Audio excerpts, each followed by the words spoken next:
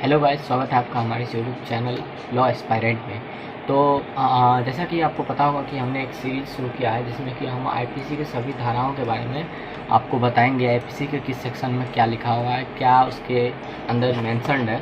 तो previous video में हमने सेक्शन 1 और सेक्शन 2 के बारे में बताया है। तो अगर आपने वो वीडियो अभी तक नहीं देखा है तो जाके देखिए, आपको लिंक मिल जाएगा आई बटन में और डिस्क्रिप्शन में। तो जाके ज़रूर से आप वो वीडियो चेक करिए और ये वीडियो भी फुल देखिए, पूरा लास्ट तक देखिए, ताकि आपको एक्सप्लेनेशन का पूरा आनंद ले पाइए, आप पूरा एक्सप्लेनेशन आप समझ पाइए। तो चलिए देखते हैं। तो आईपीसी के सेक्शन 3 के बारे में बात करेंगे, जिसका मैं पूरा मतलब बता देता हूँ कि उसके अंदर क्या होने वाला है। The section 3 in the Indian penal code 3 punishment of offences committed beyond but which by law may be tried within India any person। यहाँ तक बता कि इस सेक्शन में है क्या ठीक है, उसके बाद अभी एक्सप्लेनेशन है। Any person liable by any Indian law to be tried for an offence committed beyond India shall be dealt with according to the provisions of this code for any act committed beyond India in the same manner as if such act had been committed within India. तो चलिए हिंदी में आपको समझाते हैं इसका मतलब।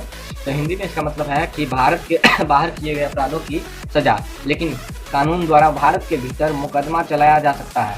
किसी भी भारतीय कानून द्वारा भारत से बाहर किए गए अपराध के लिए मुकदमा चलाने के लिए उत्तरदायी किसी भी व्यक्ति को प्रावधानों के अनुसार निपटाया जाएगा। भारत से परे किए गए किसी भी कार्य के लिए संहिता के उसी तरह से जैसे कि ऐसा कार्य भारत के भीतर किया गया हो। तो चलिए इसको आपको आसान भाषा में बताते हैं कि इसके तहत कहा क्या जा रहा है। इसमें यह कहा जा रहा है कि जैसे कि आप इंडियन सिटीजन हैं और आप इंडियन सिटीजन होते हुए किसी दूसरे देश में, किसी फॉरेन कंट्री में या इंडियन टेरिटरी से बाहर जाके कोई भी क्राइम आप करते हैं जो कि आईपीसी में मेंशन्ड है। अगर ऐसा कोई क्राइम जो आप आईपीसी में मेंशन्ड है और भारत के बाहर करते हैं तो उसके लिए भी आपको आईपीसी के तहत भारत में सज़ा दी जा सकती है।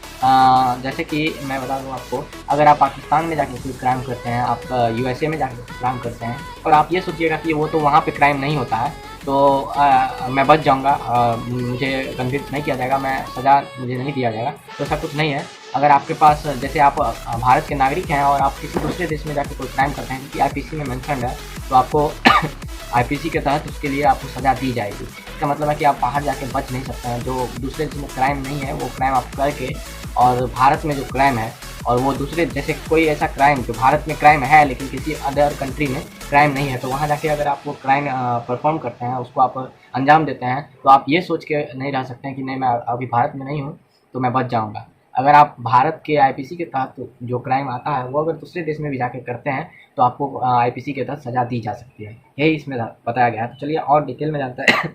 Section 3 IPC gives criminal jurisdiction to the courts to try an offence committed by a person beyond or outside the territory of India when he is subjected to the Indian laws। तो इसमें बताया गया है कि हिंदी में जानते हैं इसको। आईपीसी की धारा 3 न्यायालयों को भारतीय कानूनों के अधीन होने पर भारत के क्षेत्र से बाहर या बाहर किसी व्यक्ति द्वारा किए गए अपराध की कोशिश करने के लिए आपराधिक अधिकार क्षेत्र देती है। इसका मतलब बता रहा है कि इसके जुरिडिक्शन के बारे में बता रहा है, आईपीसी के जुरिडिक्शन के बारे में, कि आईपीसी का जुरिडिक्शन जो है टेरिटरी से बाहर भी है। तो सेक्शन 3 में ये कहा गया है कि अगर आप कोई कानून का उल्लंघन करते हैं देश के बाहर भी, तो फिर भी आपको उसके लिए सज़ा दिया जाएगा आईपीसी के तहत। तो वही एक्सप्लेन करने की कोशिश कर रहा है कि आईपीसी का जुरिडिक्शन कहाँ तक है। आप टेरिटरी से बाहर भी हैं, अगर आईपीसी के तहत आप कोई भी क्राइम कर रहे हैं और वो आईपीसी में मेंशन्ड है, तो आप अगर भारत के नागरिक हैं तो आपको सज़ा दी जाएगी। तो चलिए एग्जाम्पल से समझने की कोशिश करते हैं। If an Indian commits the offence of adultery in any other country where it is not considered as an offence, earlier he might be prosecuted in India as adultery was also considered as an offence in India. However, after the recent judgment passed in the matters relating to adultery, it is no more considered as an offence in India and has been accordingly decriminalized। तो चलिए इसका मतलब समझने की कोशिश करते हैं। उदाहरण के लिए लेते हैं कि यदि कोई भारतीय किसी अन्य देश में वह विचार का अपराध करता है जहां इसे अपराध नहीं माना जाता है, तो पहले उस पर भारत में मुकदमा चलाया जा सकता था क्योंकि भारत में वह विचार को भी अपराध माना जाता था। हालांकि वह विचार से संबंधित मामलों में हाल ही में पारित निर्णय के बाद इसे भारत में अपराध के रूप में नहीं माना जाता है और तदनुसार इसे कम कर दिया गया है। तो चलिए इस एग्जाम्पल को आपको समझाते हैं। यह बता रहा है कि जैसे कि आप किसी भारत में पहले जो था एडल्ट्री क्राइम माना जाता था पहले, कुछ दिनों पहले तक, और बहुत सारे ऐसे देश हैं जहाँ पे ये क्राइम नहीं है। तो अगर उस देश में जाके आप एडल्ट्री का जो है वो क्राइम करते हैं, जैसा कि भारत में माना जाता था, अगर मैं इसको क्राइम ही मान के चलता हूँ, एडल्ट्री का कोशिश करते हैं आप, तो भारत में आपको उसके लिए कन्विक्ट किया जा सकता था और आप पे ट्रायल चलाया जा सकता था आईपीसी के तहत। लेकिन हाल ही में क्या हुआ है कि उसको एडल्ट्री को भारत में भी डीक्रिमिनलाइज्ड कर दिया गया है। मतलब ये अब कोई भी क्राइम नहीं रह गया, एडल्ट्री कोई क्राइम नहीं रह गया भारत में भी।